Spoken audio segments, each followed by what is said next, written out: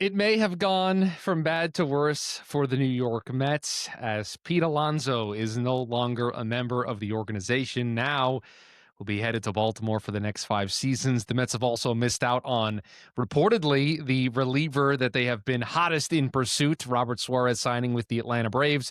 It has been 3 straight days of Mets misery. We are here to try to recap it all. Another edition of the Bleav in Mets podcast. Chris Schubert, Jack McKessie back with you here once again to talk all things New York Mets. I I don't even think I should say it, but it's how I open every show, Jack, so I'll just do it in order to be consistent. How are you, my friend? Worse today than I was yesterday. I feel like I'm nearing a breaking point, I think. We'll talk about the Pete Alonso thing for a while here and our thoughts on that. I can't wait till we eventually talk about Tatsuya Imai because it will mean that we've moved on from bad news after bad news after bad news for the New York Mets and their 2026 outlook. We So were I'll say that. Well, we were originally going to record this episode late last night, but I had a migraine that I don't think was related to Pete Alonso signing elsewhere, but I'm not going to say it wasn't related to Pete Alonso signing elsewhere because, yeah, for a Yeah. second straight day, it was bad news for the New York Mets as Pete Alonso signed a 5-year, $155 million deal to go to Baltimore, to go to the AL East and be the first baseman / DH for Baltimore for the foreseeable future. And for the second straight day, it was a fan favorite. For the second straight day, it was a Met that you thought was a part of the solution, or at least somebody that had played well over the last couple of years being let go. And I know for this pod, it was not a surprise that the Mets didn't go to 5 years, $155 million for Pete Alonso. And I think it stings less than Edwin Diaz does. But when you stack them one after the other, less than 24 hours apart, it just made for a really weird, annoying, frustrating, angering time to be a Mets fan. And I don't think that feeling has faded because I do think there is a large cloud hovering over this organization right now of, okay, well then what is your plan? What is the first base spot going to look like? Who is going to be the DH? Who is playing left field? Who is going to help close out games alongside Devin Williams in the back end of that bullpen? And unfortunately, the Mets don't owe us any obligation to answer those questions. And we're just stuck in this state of just unknowingness. And yeah, I mean, when it comes to Pete, not surprised. If you're a longtime listener of this podcast, you know that we've said that the Mets weren't going to go to 5 years for Pete Alonso. And by the way, for those that are upset that the Mets didn't even offer Pete a contract, again, I'll do another role-playing exercise with everybody here. The Mets were only going to offer a 3-year deal anyway. So is it going to make you feel better if they offered him a 3-year deal and he still picked Baltimore anyway? They were never going to go to the level that Baltimore went to. They were never going to pay Pete Alonso $31 million a year when they knew in 2 or 3 years he was going to have to be the DH. He might need to be the DH next season for all that we know with the defensive faults that he has. So Jack, I know you're in the same boat. You're not surprised, but it's just bad news after bad news. And it's a Mets roster that every time you go to the Fangraph step charts, it looks more and more incomplete as the days go on. Yeah, I mean, the immediate reaction that I had was really like a lack of surprise, but kind of a bracing myself to the fan reaction that was going to happen from the Pete Alonso signing elsewhere. We have talked many times about the Mets' outlook for next season, and many times we've come to the conclusion that Pete Alonso was not going to be the first baseman for the 2026 Mets because he doesn't fit the vision that it seems that David Stearns is creating. He doesn't fit the philosophy that David Stearns has in terms of signing free agents over 30 years old. And for a team that needed / wanted to improve on its defense, Pete was not going to help the Mets in that regard. And to have the deal that he signed, the 5 years, 155 to go to Baltimore, there was no realistic way that the Mets were going to go that length, that amount for a player that didn't really fit what they wanted to do. And to me, you said it kind of at the open, like the Diaz signing hurt more than Pete signing elsewhere because for Diaz, it felt like the Mets were in on that bidding war, so to speak, with the Dodgers. And he ultimately didn't come back to the Mets negotiating table to get a similar deal that the Dodgers offered him because it seemed from what we've seen reporting wise that he wanted to go to LA and he wanted to play with the Dodgers rather than with the Mets. With Pete, it was kind of the opposite. Pete maybe wanted to stay with the Mets, and the Mets just didn't have him in their future plans for more than 2, 3 years. And like you said, once they got past that point, the Mets are deciding to go elsewhere. What worries me is the lack of clarity that we have. Similar to with Diaz, there was a plan. Devin Williams is in as a closer. We'd like to see what the bullpen looks like. With Pete leaving, there's no real plan. There's no obvious answer for what the Mets can do at first base with losing that kind of power as well in the lineup, with protecting Juan Soto and Francisco Lindor at the top of the lineup. I'm more worried about what the Mets do next than I am about Pete leaving. Yeah, and I think it is so unknown where they're going to pivot because you think the natural pivot is to go after somebody like a Cody Bellinger or a Kyle Tucker, but based on who you listen to, it doesn't sound like the Mets are interested in that market. We know that the Mets aren't going to really dive into the deep end of the starting pitching pool for somebody like a Framber Valdez or a Ranger Suarez because it's just not what David Stearns believes philosophically. And so you start to wonder, are they going to improve first base? Are they going to improve the DH spot? Who's going to be in left field? Are they really betting on Carson Bench and Jet Williams and Brett Beatty and Mark Vientos and Ronnie Mauricio and Francisco Alvarez and this young core of Mets position player prospects or big leaguers to take that next step and be the answer? I know David Stearns likes to have flexibility and to give every one of those players an opportunity to grab a role, but at some point you take that to an extreme, and I caution against being angry or frustrated with where things are at because there's so much time left in free agency. And I will once again remind everybody that the Mets can actually still become a better baseball team between now and the start of spring training, or between now and opening day. It's just the moves that they've made so far, or I would say the lack thereof, and the reporting that is out there makes you worry that they're going to just always try to win on the margins and they're not going to make a super big splash. And this team won 83 games with Edwin Diaz and Pete Alonso. They were not moves on the margins away from winning this division or making a playoff run. Like, they needed seismic change. Now, one would argue, and I would make this argument, that this is seismic change, but it has to come with something on the other side that we haven't seen so far. And, I'm still crossing my fingers for Cody Bellinger and then a Ryan O'Hearn, Okamoto platoon over at first base. Like, that to me is the dream scenario with where the Mets currently stand. And I think this is an unfair thing to put on them because they need to make moves when it's right for them to make moves. So I don't want to say, hey, you need to give us something, because I just think that's not the way business operates. But you would like to see a move that signals what the plan is, right? Devin Williams being Right. signed, you saw kind of what the plan was. What's the plan for the offense? And you have little breadcrumbs of, they're interested in Wilson Contreras and Lars Nootbaar, or they might be interested in Cody Bellinger or Kyle Tucker if the market, comes a little bit closer to where they're comfortable. It's too many breadcrumbs and tea leaf reading, and it's less certainty about where this team wants to go. And just to kind of maybe tie a ribbon on the Pete of it all, I am less upset that Pete is leaving, and I'm more upset that the Mets were unable to make it work with Pete. Like, that's where my sadness is that Pete Alonso was a homegrown Met, and they were never able to make it work. Now, I'll be the first person to tell the listeners of this audience there's kind of relief that Pete Alonso isn't factored into these Mets plans, because I have been on record saying that I think Pete Alonso being your second or third best offensive player is not a recipe for a winning team. And I don't think it's a surprise that he goes to Baltimore, where he's going to be the fourth or fifth offensive weapon for them. They have a much better lineup. Like Gunnar Henderson, Jackson Holliday, Adley Rutschman, they traded for Taylor Ward. Like, he's in a group of a ton of offensive talent, where with the Mets, he was relied on to do so much. And I just don't think that's a role where he can really thrive in. And so there's relief that question is just stop being asked, and we don't have to debate whether or not it's, there's some finality to it that he's moving on. But yeah, I mean, David Stearns and Steve Cohen, and Steve Cohen said that he knows fans are upset, but that there's still a lot of time left in this offseason. And yes, there is, but man, we got to see something that shows us what this plan is, because I see a lot of people out there saying that the Mets are rebuilding and that the Mets aren't trying to win in 2026. And while I think that's a little too quick, I can't fully blame you for thinking that today.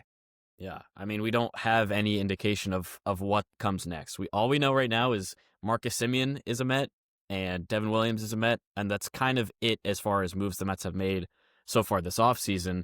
The bigger headlines that the Mets have made so far is losing guys, losing Edwin Diaz to the Dodgers and losing Pete Alonso to the Orioles. But the thing that I keep coming back to, and this kind of to echo your point about the disappointment of things not working out while Pete was here, while Diaz was here, while Nimmo was here, the Mets made the World Series in 2015. As we all know, they lost to the Royals. In the 10 years since that World Series run, the Mets have 0 division titles. They have 3 playoff appearances. And outside of 2024's magical run to the NLCS, they have 2 wins in playoff games. And so that's where you can understand why the Mets decided, and David Stearns and Steve Cohen decided, that this group wasn't good enough. This core wasn't good enough, that it needed to be changed. And with Pete and Edwin being free agents, that felt like 2 areas where they could make a change. Now, again, you have to finish the equation. You can get rid of these guys, but who is the replacement? And I'm sorry, but I'll just talk about one rumor that's out there trying to sell this fan base, and I'm not even going to try to do it as a David Stearns supporter and fan and defender. Paul Goldschmidt and Jeff McNeil as a first base platoon is not it. It's just No. not. You may try to convince me that Paul Goldschmidt is a great defender and can hit left-handed hitting, and Jeff against righties. Jeff wasn't good last year against right-handed pitching. He's been struggling for the last couple of years, and so I just you can't sell that to a fan base. You just can't. This team won 83 games, and you told us things were going to be different. I didn't expect this. I didn't expect the team to arguably get worse. And again, it's only worse today on paper. There's still time for it to get better, and I think it will get better when we get to spring training. I fully anticipate, and I'm breaking a little news here. I plan on going to spring training for the first time in my life this year. My dad went last year. He loved it. He told me I have to go this year, so I'm going with him. I fully anticipate that when I hit Port St. Lucie, the Mets are going to be a better baseball team than they are right now. It's hard to see the forest through the trees because there's no trail to follow. I don't know what they're trying to do. And the Robert Suarez, news today, listen, they gave Devin Williams less than $15 million. I don't think they were going to pay Suarez $15 million to be a setup guy. So I get that, but this was the one guy they were heavily linked to all offseason long. And he just goes to a division rival. And it's like, okay, what's your plan behind Devin Williams? You got to add 2 or 3 relievers. Holby Milner signed today. I know he was a lefty, so he wasn't a natural fit, but relievers are coming off the board. And the Mets aren't doing anything. So you question what the plan is for the offense. You question what the plan is for the bullpen. And oh, by the way, we haven't even talked about the rotation and what they need to do there. And so it's a lot of balls in the air. It's a lot of juggling, and you just don't have any clarity. And so I think that's where the anger of letting Pete go can be frustrating. If within the 24 hours of signing Pete, or of letting Pete walk to Baltimore, they signed Cody Bellinger, I think there would be some relief of, okay, I see what the plan is. Pete's gone. They maybe tried to bring him back on a 3-year deal. It didn't work, so the pivot is they're going to go to Bellinger. He's going to play first. Maybe he's going to play left. They're going to see the way the rest of the offseason plays out to see what options open up. You can see if they would have traded for Wilson Contreras right away. Okay, great defensive first baseman, cheaper on a shorter contract for the next 2 years, has some decent pop. I can justify all of these moves if they happen. Now, it's a little unfair to say, hey, within 24 hours, you got to do something. But if those moves happen, then I can start to put the pieces together. But right now, you're in a place where they haven't done anything, and so it's just hard to see what the end result is going to look like. Yeah, that's the thing about the Pete move that is completely different from the last 2 big moves the Mets have made this offseason. The Nimmo trade, you understood what the vision was, right? You're opening up left field. You're maybe saying, hey, we're going to take a look at some of these other outfielders on the market right now. Your Kyle Schwarbers, your Kyle Tuckers, your Cody Bellingers. They haven't done anything yet, but that move both opened up left field and locked down second base with a better defensive option in Marcus Simeon. With the Devin Williams signing happening before Edwin Diaz signed with the Dodgers, you're like, okay, you don't love that Diaz left because he was a guy that had been a Met and built his legacy in New York as a shutdown closer by the time he had his last 4 years in a Met uniform. But we had an option. We had Devin Williams as the backup contingency plan to be the closer for the team. Pete Alonso has now walked less than 24 hours after Diaz has, and the Mets do not have a contingency plan that makes you feel any better about the vision they have going forward, about what the offense is going to look like. Right now, on paper, their plan is to play Mark Vientos and Jeff McNeil in some kind of platoon at first base. And that's not That's That is not it. not an improvement. No. And when you talked about the rumors about Paul Goldschmidt, like if the Mets do something like that, that is starting to signal that they're going to rebuild in 2026. That their plan is not to compete for a World Series or even really the playoffs. If Paul Goldschmidt and Jeff McNeil are splitting time at first base, and who knows who's playing left field? I guess Jeff McNeil when he's not playing first. So that's the biggest frustration with the Pete thing. Outside of it felt very similarly to when DeGrom left to the Rangers. It felt like the Mets wasted the potential of they have a guy, they have an ace on this pitching staff. He left. With Pete, they have a guy, they have a top 5 power hitter in baseball, and now he's gone because they weren't able to win with either of those guys. And now with Pete leaving, there's no plan that's obvious. There's no contingency that the Mets have built in response or in preparation for Pete leaving. Last year, we waited up until the last minute, but because it took so long, all roads seemed to lead back to Alonso ending up with the Mets. Now he's gone by the end of the winter meetings, and there's no real vision as to what's next. There are so many options that we still need to get clarity on if the Mets plan to contend and sign a Cody Bellinger or a Kyle Tucker or a Kazuma Okamoto, or if they plan to go the rebuilding route and hold out, kill the next year or two waiting for Ryan Clifford to come up and sign a Paul Goldschmidt to fill that role instead.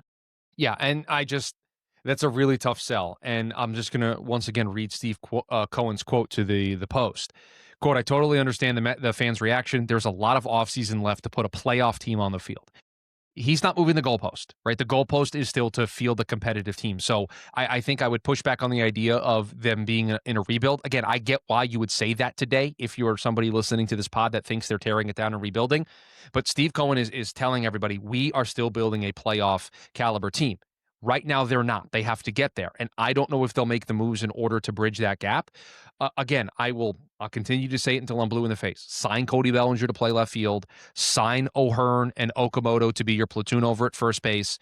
That allows Okamoto on days where they're facing a righty to be a defensive replacement late in games at either third or first base. O'Hearn is a really good defensive first baseman, also crushes right-handed pitching, and Okamoto can play first or third. Vientos also gives you that flexibility, and you now start to build a team that has more pop, that has more versatility, that's better defensively, right? I mean, defensively, Simeon and whoever's playing first base, Okamoto or O'Hearn, is better than what the Mets had on the right side of the infield last year. Beatty's the better defensive third baseman. Bellinger in left field, Taylor in center and or Benj. Now, all of a sudden, I see the plan, right? Okay, we got better defensively. We added some pop in Cody Bellinger. O'Hearn has some decent pop. We have a decent floor hitter in Okamoto. I can start to get there. I can start to see it. But right now, they're not linked to Bellinger. They're not linked to Okamoto. The reporting is that they're not in on Tatsuya Imai. And so it just feels like the Mets over and over and over again are going to finish third. And I saw some people tweet this quote yesterday, but it's the Friedman quote of, if you always try to be rational in your free agent pursuit, you're always going to finish third. And to a certain extent, I agree with that you at some point have to be irrational. And fine, if you didn't want that to be Pete because you didn't like the way the profile was going to age, that's fine. But isn't Cody Bellinger a better profile to push your chips in on because he's a better defender? He's going to be able to stick on the field as a defender. And so that's where maybe you're a little bit more irrational. And so if you choose to be rational there as well, then where is the irrationality? Is it trading prospects for Tarek Skubal? Is it what is it that this team's going to do? Now, I am not saying to crush David Stearns. I'm going to let the process play out. I'm going to let the puzzle get completed because I've mentioned about 4 or 5 different things in the course of the 20 minutes we've been recording that they still can do, that are still actually possible, right? Wilson Contreras, Ryan O'Hearn, Okamoto, Bellinger, Tucker.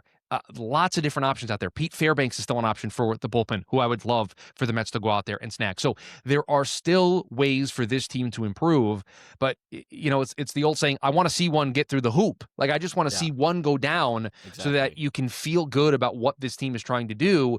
Whereas right now it feels like they're always going to finish second place. That's the way it feels after letting Pete go, letting Edwin go. Now, is there a world where this was the plan all along and Bellinger's also part of the plan and Tatsuya Imai is part of the plan, and since those guys haven't signed yet, everything's going according to plan? Sure.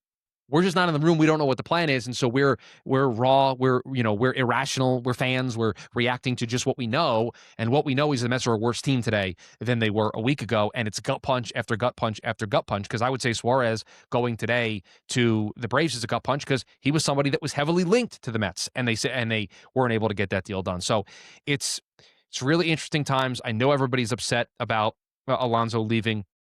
Again, I get it. I'm more upset that the Mets couldn't win with him rather than the decision to let him walk in free agency. I understood that completely.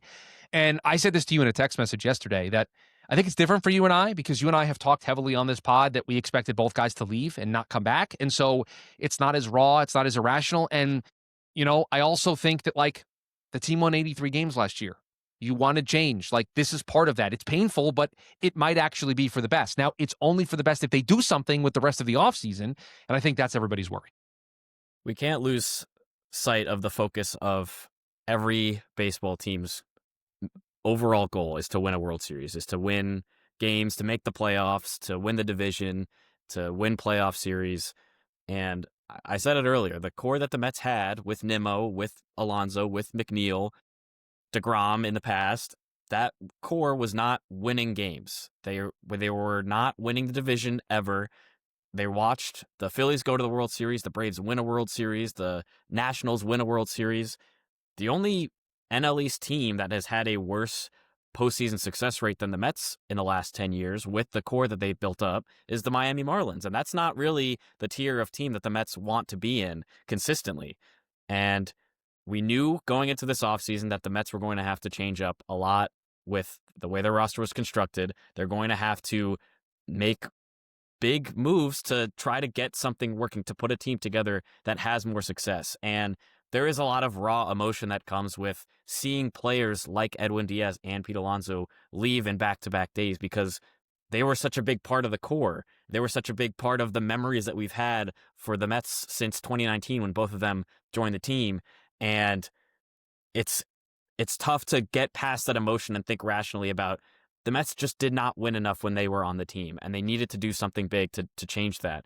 And as we sit here on December 11th, there's still 2.5 months before the Mets have to have a roster ready for opening day. And I have to have faith that the front office led by David Stearns, the scouting department are doing what they can to build a team that's going to be more competitive and building up a new core that will hopefully win a lot more than the old core did. But at the end of the day, like, they just didn't win enough. They didn't do what they needed to do to stick around.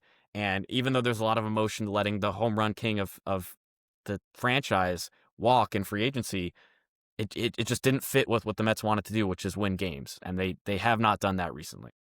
Yeah, and that's the bottom line is and my dad texted me yesterday when I broke the news to him that Pete was gone, the day after I broke the news to him that Edwin Diaz was gone. And, he was like, I just hope that whatever players the Mets bring in, that it's still fun, that it isn't just a bunch of hired guns. And, I responded to him to that and I said, listen, what's going to be fun is winning. Pete Yeah. Alonso had a great year last year, and July wasn't fun. September wasn't fun. And so the Mets are going to try to bring in players that help them win, and winning cures all. We're gonna laugh at this couple of days that we think it's all over and that David Stern should be fired and the Mets are, they're back to being in the Wilpon era, and this fun little 72 hours that we've all had together to vent all of our frustrations is going to be just a funny little footnote if all of these moves that the team makes from here on out pan out and they win 95 games and they win the division, right? Winning cures all. It just right now you look at the team on paper and you go, how are they going to win baseball games? Like, how is it going to work? And I would again say to just give it time, but it is worrying that they're not being linked to any of the pieces that we think are direct, immediate solutions to this problem. Because yes, I want to see Jet Williams play next year. Yes, I want to see Carson Bench play next year. I want to see Ryan Clifford get an opportunity, but not if it means that they choose to not go out and get Cody Bellinger. If it means that they don't look at Murakami or Okamoto as potential options. I know they have a glut of the pitching, and I truly think that's the ticket out of this, right? Yeah. Is that they have so much starting pitching that is the domino that falls. And I really think there's a world where they try to flip either Senga or Peterson for an outfielder or for a first baseman. And then that's the thing that tells them, okay, this is the player to go after in free agency. Like, and maybe that's me giving them too much credit, but it really feels like, I mean, let's just try to do it, right? McLean, Senga, Peterson, Mania. Mania, Sproat, Tong, Christian Scott. Yep. That's 7 starters I just named. I'm trying to think that there's definitely more, right? Well, I That just we're named missing. 7 off the top of my head. Yeah. And Clay Holmes. Clay Holmes, thank you. That's 8. We know they're going to add a starter, right? They've been linked to starters all over the place. They're going to add a starter. Well, that's going to make you have 9 starters. And you're going to trade one of them. And so I wonder if there's a move that trades one of those starters that gets, what, and I saw somebody suggest this, and I'm sorry, I would give credit where credit is due if I remember who threw it out there. But you could have Peterson for Contreras be like the centerpiece of a deal with St. Louis. They need pitching help because Sonny Gray's gone. And Contreras is apparently willing to move his no trade clause to come play in New York. That feels like a nice little need for need kind of swap where everybody wins. Because let me pull it up right now. Let's do this exercise properly. McLean, Peterson, Holmes, Mania, Senga. That's the 5 starters right now. You then have in the minors, in AAA, Fangraphs has, hold on, I got to scroll down to the pit. Broughton Tong at least. Sproat and Tong, Scott, and they have. And Scott, by the way, David Stearns has said will be ready for the start of spring training. Right, Like, so he's a you full can go. so you can there's throw no, him like, in there. waiting on him. Is that it in terms of starters that you like fully believe in? I mean, I'm looking through. Yeah, I mean, Jonathan Santucci is not really going to do anything for me. They have Pintaro, Hageman, and Waddell, but those are swing guys, even though they have them listed as starters. So, yeah, I mean, you've got 8 or 9 starters. We know you're going to add 1, maybe 2. Right. Carl Edwards Jr. is a starter. That's out there that they're going to make him a starter. So you've got him as a depth piece as well. So you can move one of these starters, and that could be the domino that triggers the rest of this offseason. Because let's say they trade Peterson for Contreras, and now they go out and sign Bellinger to play left field. Now the team looks 83 wins. I think they can get past 83 wins, right? If they then add a starter and they build out the rest of this bullpen. So, I feel like I've said this for 3 straight podcasts now of like, relax, be patient, let the process play out. And it feels like with every passing day that gets tested, like my mental ability gets tested in that regard. I still think it is the fair and correct thing to do to be patient. I think they made the right decision not committing all that money to Pete. The Diaz thing, I think, is a separate conversation. I don't know what they could have done differently there other than winning a lot more sooner. But let's see. If Tucker and Bellinger sign elsewhere, Contreras doesn't move or gets traded someplace else, and the Mets start to run out of options, the closer we get to spring training, I think the fairer it becomes to be critical. But right now, I think we just got to see this through. Like, we really just have to just be patient and see it through, even though it's painful. I think the trade market is such an interesting part of the offseason because free agents, like, you can kind of make a checklist of who is out there, who the Mets think they can sign, and how that will improve the roster. But there are so many guys that you could also trade for that we might not even know are available on the trade market. Who saw Marcus Semien coming to the Mets at any point in this offseason and or Brandon Nimmo moving like that? I mean, there were talks, but we didn't know that anything was happening until the news dropped. And so the trade market, like you said, I think is going to be a big part of how the Mets are able to leverage not just their starting pitching, but like they have some top prospects that they could move. Like, they have 5 second basemen, I feel like, that they could make something happen with. Luis Angel Acuna, Ronnie Mauricio, Jet Williams. Like, that's just 3 of them, and none of them have panned out so far with the Mets major league roster. Obviously, Williams hasn't debuted yet, but like, there are so many things that the Mets could still do to improve this roster that isn't in free agency, and we still have to just wait and see what that's going to look like. Yeah, unfortunately, we just have to kind of, continue to believe. I do think what would help, and they don't owe this to us, but like hearing from Cohen or Stearns might help things, might, Yeah. calm the tide a little bit. Because I do think when there is nobody saying anything publicly, it allows speculation to run rampant. It allows our minds to wander to the worst case scenario. And everybody's worst case scenario is they just signed Juan Soto to a $765 million deal, and they're just going to tear it down around him, and the team's going to stink, and they're going to punt on 2026 and really go for it in 2027. I don't If think we have a that's the case. 2027. If we Yeah. have a 2027, I don't think that's the case.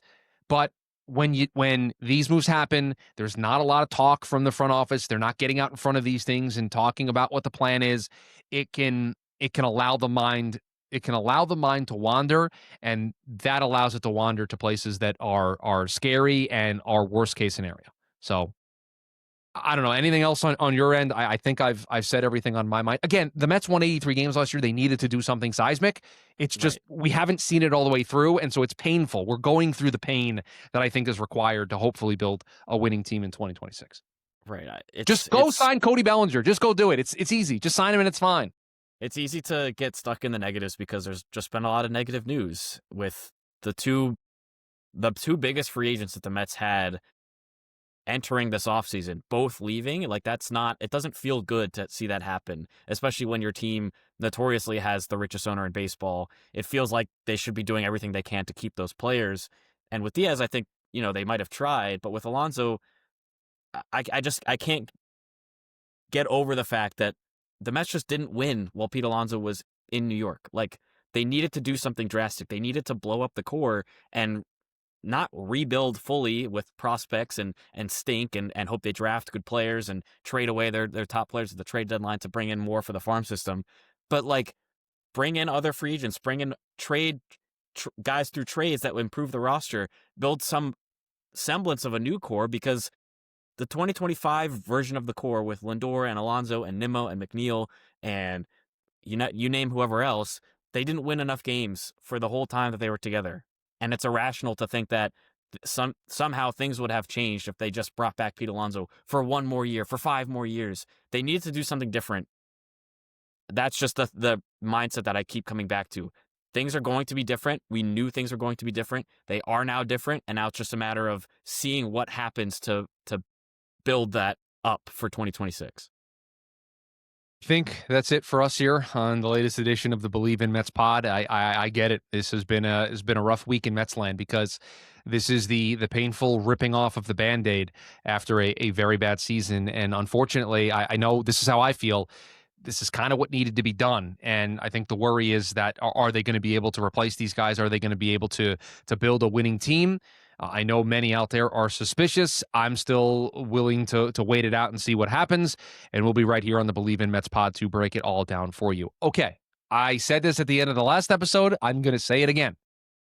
The next time you hear from us, the plan is to do the Tatsuya Imai free agency preview. Like we talked about doing this series of all the targets for the New York Mets. We've done one, and then the entire concept has been derailed because the Mets have lost out on free agents and players have gone elsewhere. The plan is for the next time you hear from us, for it to be the Tatsuya Imai free agency breakdown edition of the pod. If the Mets sign somebody, if something else happens, they make a trade, well, obviously have that be the subject of the next pod. But fingers crossed that it can be the Tatsuya Imai episode of the pod because we are very much looking forward to it here on the show. If you're new, please rate, review, subscribe, share the show with a fellow Mets fan that you think would enjoy the Bleav in Mets podcast. We greatly appreciate that. You want to watch the show over on the YouTube side of things, Jack McKessy, McKessy. It's the YouTube channel where you can watch the show as well. That's going to do it for us here. A tough week in Mets land, but keep the faith, Mets fans. I'm sure we'll be back here talking about some positive news sooner rather than later. And as always, let's go Mets. Let's go Mets.